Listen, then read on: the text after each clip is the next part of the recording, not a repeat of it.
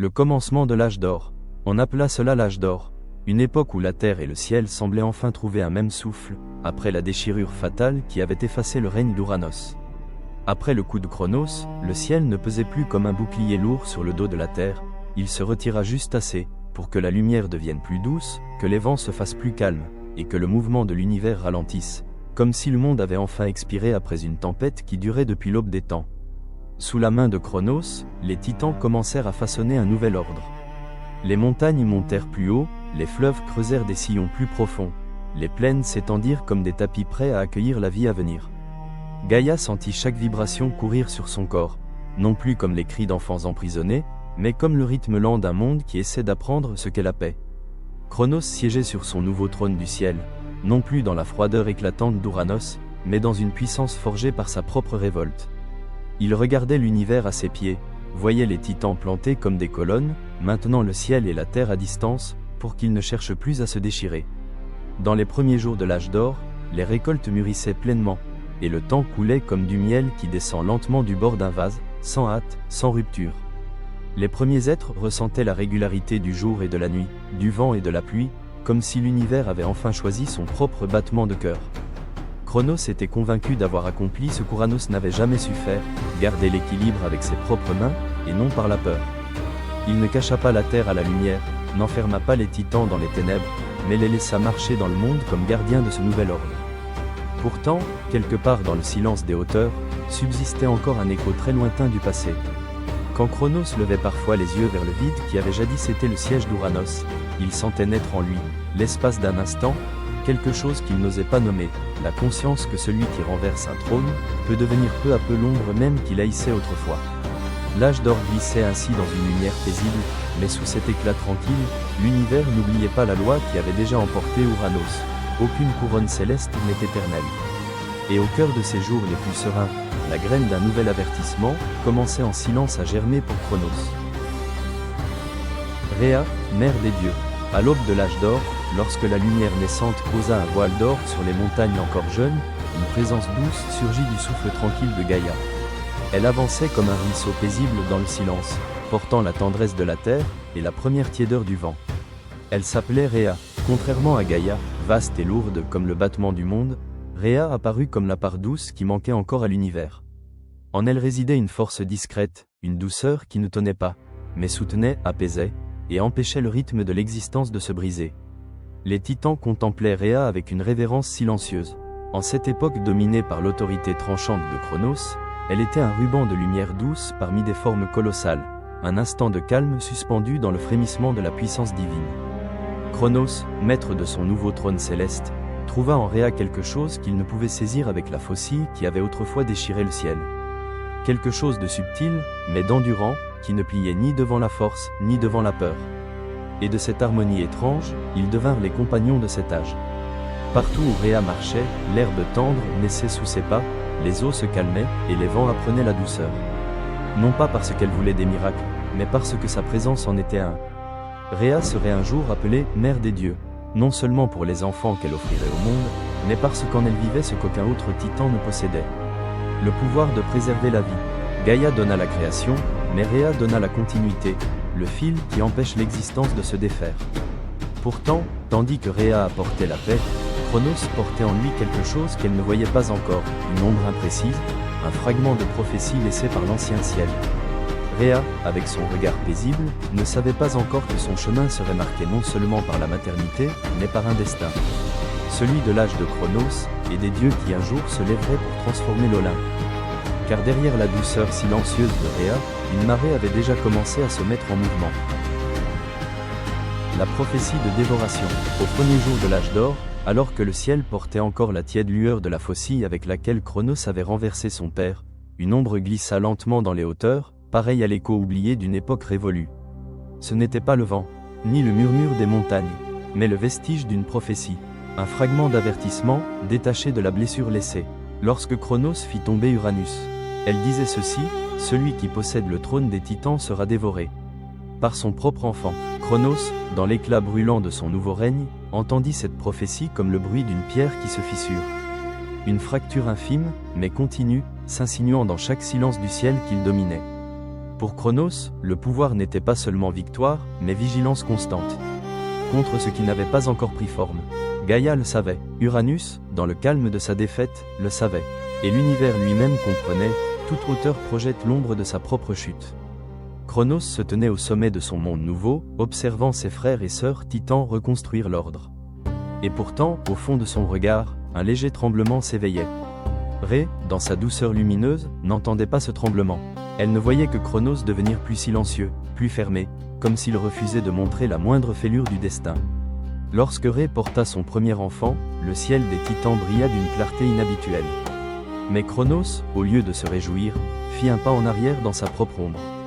Car il savait, l'enfant qui allait naître, n'était pas seulement le fils de Ré, mais la première pièce de la prophétie. Et dès cet instant, l'âge d'or cessa d'être lumière pure. Il commença à frémir, au rythme silencieux, d'une peur sans nom. La naissance des Olympiens, la prophétie d'un enfant destiné à renverser Cronos, demeurait comme une braise au fond du Tartare, montant lentement dans l'esprit du dieu du temps.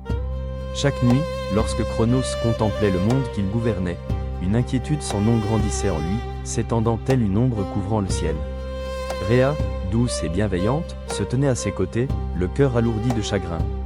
Elle portait la vie, et dans les profondeurs de son être, elle savait que cet enfant, comme l'annonçait la prophétie, pourrait devenir celui qui mettrait fin au règne de Cronos. Pourtant, pour elle, il restait son enfant, une vie qu'elle souhaitait protéger. Lorsque leur premier-né poussa son premier cri, Cronos regarda dans ses yeux encore neufs, et au lieu d'y voir l'amour, il n'y vit que la prophétie. La peur glissa dans ses os, l'entraînant vers une décision cruelle. Cronos avala l'enfant, croyant pouvoir dévorer le destin lui-même. À cet instant, le cosmos frémit, tandis que Rhéa demeurait figée dans une douleur silencieuse. Puis vint le deuxième enfant, puis le troisième, et à chaque naissance, Cronos répéta le même acte impitoyable. Hestia, Déméter, Héra, future déesse d'un nouvel âge, furent englouties avant même de connaître la lumière. Rhéa pleurait en silence, tandis que Cronos se persuadait d'avoir trompé le destin. Mais plus il dévorait d'enfants, moins il trouvait la paix. La prophétie ne s'effaçait pas, elle s'élargissait comme une fissure à travers les cieux, rappelant que, malgré ses efforts pour échapper à son sort, le sort lui-même avançait vers lui. Lorsque Rhéa porta son sixième enfant, son cœur ne put supporter davantage. Elle ne pouvait permettre qu'une autre vie innocente disparaisse sous la peur de Cronos. Elle quitta le palais élevé, voyageant jusqu'au lieu sacré où Gaïa avait autrefois bercé la création primitive, et s'agenouilla pour implorer la mère Terre de sauver cet enfant, celui destiné à tout changer. Gaïa écouta, et dans le murmure de la terre et des forêts, elle révéla un dernier plan, un plan que seules les mères osent accomplir. À la naissance de l'enfant, Rhéa ne le présenta pas à Cronos. Elle confia Zeus à Gaïa, et enveloppa une lourde pierre dans des langes, façonnée comme un nouveau-né. Cronos, consumé par la peur, ne douta de rien. Il avala le bébé, d'un seul geste, croyant son trône assuré pour longtemps. Mais dans les replis cachés du monde, là où Gaïa le protégeait, le petit Zeus était nourri par Amaltheia, la chèvre divine, tandis que les curettes frappaient leurs boucliers en rythme puissant, dissimulant chacun de ses pleurs. Chaque battement, chaque souffle, proclamait que le destin ne pouvait être avalé. Cronos leva les yeux vers le ciel, persuadé d'avoir triomphé. Pourtant, sous la terre silencieuse, Zeus grandissait, portant l'orage, portant la première rumeur du tonnerre, portant l'aube de la chute du dieu du temps. Et désormais, l'histoire nous conduit vers la suite. Zeus, l'enfant caché loin. Zeus caché. Cette nuit-là, le ciel reposait dans un bleu sombre, lourd comme une ancienne malédiction. Rhéa serrait son nouveau-né contre elle, sa chaleur si fragile qu'elle craignait que le monde ne la lui arrache d'un simple souffle. Elle savait que Cronos viendrait. Il venait toujours, chaque fois qu'un enfant naissait. Au loin, les pas du titan résonnaient dans la pierre, le son même du destin qui approche. Rhéa regarda son fils, une lueur tranquille brillant dans ses yeux comme la première étincelle d'un avenir encore voilé. « Tu dois vivre, même si je ne peux rester à tes côtés. » Elle déposa un baiser tremblant sur son front. Aux grottes sacrées de Crète, elle rencontra Gaïa. La mère Terre plaça dans les bras de Rhéa une pierre enveloppée de tissu blanc, lourde, silencieuse, empreinte des secrets du cosmos. Lorsque Cronos réclamera l'enfant, donne-lui ceci. La voix de Gaïa était douce, mais assez forte pour briser le désespoir de Rhéa. Le cœur brisé, Rhéa confia le véritable enfant, Zeus, au gardien de Crète. Les vagues frappaient les falaises, comme pour jurer de le protéger. Quand Cronos arriva, son regard traversa la pièce tel un prédateur en quête de proie. Rhea lui offrit la pierre emmaillotée, ses mains fermes malgré la douleur. Cronos avala le nouveau-né d'un seul geste. Il ne sut jamais que l'enfant destiné à le renverser lui avait échappé. Zeus, caché loin du roi des Titans, commença son chemin vers son destin. L'ascension de Zeus. Dans les grottes de Crète, le vent murmurait comme une berceuse venue de la terre. Zeus grandissait sous la protection des esprits gardiens, sans trône, sans couronne, seulement le ciel immense et le grondement éternel de la mer. Jour après jour, une force silencieuse se formait en lui. Personne ne lui apprenait à commander le ciel. Pourtant chaque fois qu'il levait les yeux, les nuages se déplaçaient, comme si le firmament reconnaissait son enfant. Un après-midi, des nuages d'orage arrivèrent de l'horizon. Zeus leva la main par instinct, et soudain, la lumière éclata. Le premier éclair qu'il fit naître. Les esprits sursautèrent, mais pas Gaïa. Elle le regarda avec la sérénité d'une prophétie qui se réalise. Zeus, tu as entendu l'appel du ciel. Sa voix était douce, mais chargée d'un tonnerre encore caché. Zeus serra le poing, sentant la puissance traverser son corps. Pour la première fois, il comprit qu'il n'était pas un enfant ordinaire. Et pour la première fois, il se demanda, qu'il avait condamné à se cacher, à vivre dans l'ombre, loin de la lumière du monde? La question résonna en lui comme un éclair. Et dès cet instant, Zeus commença son ascension. Le premier tonnerre.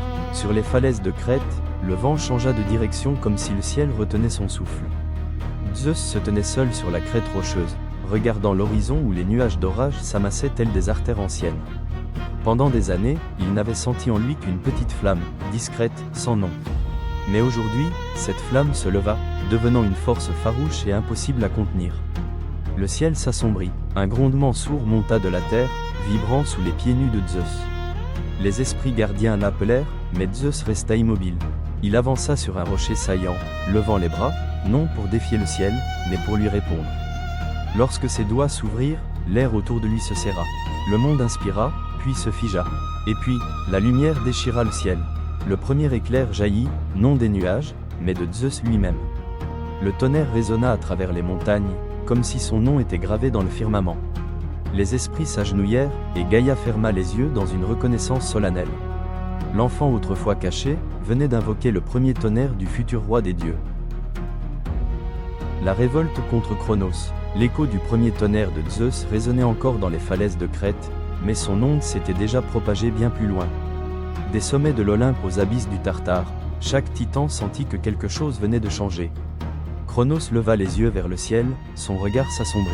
Il ignorait d'où venait cet éclair, mais une vieille peur remonta en lui. La peur de l'enfant qu'il n'avait jamais avalé. Dans la grotte de Crète, Gaïa s'approcha de Zeus.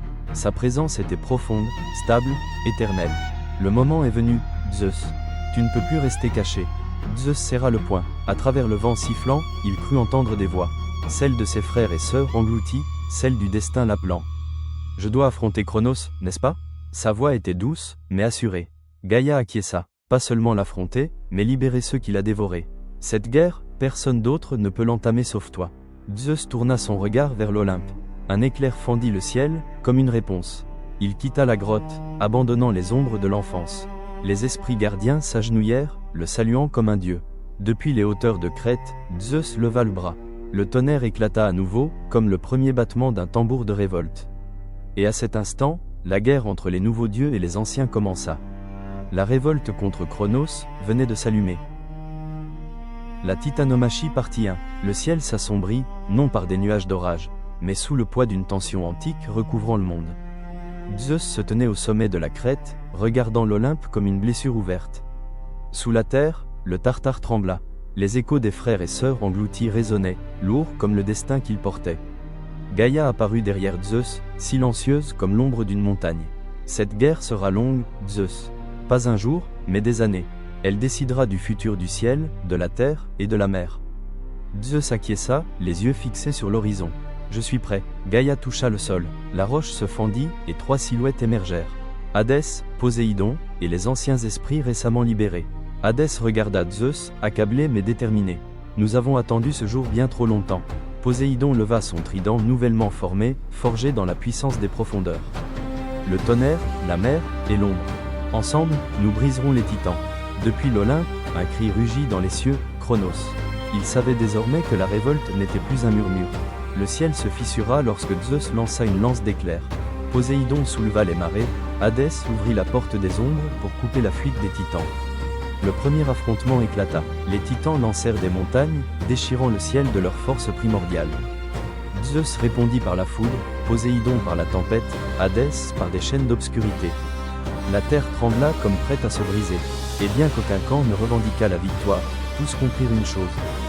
La titanomachie venait de commencer. La titanomachie, partie 2. La terre trembla si fort, qu'on aurait dit que le monde ne pouvait plus supporter le choc de deux airs. Zeus se tenait au centre du champ de bataille, la foudre tournoyant autour de lui comme des serpents d'argent prêts à frapper. Les titans avançaient de toutes parts, aussi immenses que des montagnes, aussi sauvages que des esprits anciens. Cronos les menait, ses yeux brûlants de la fureur d'un roi terrifié de perdre son pouvoir. Zeus, tu ne me renverseras jamais. Sa voix éclata comme de la pierre qui se brise. Zeus ne répondit pas, il leva simplement la main, et le ciel se déchira.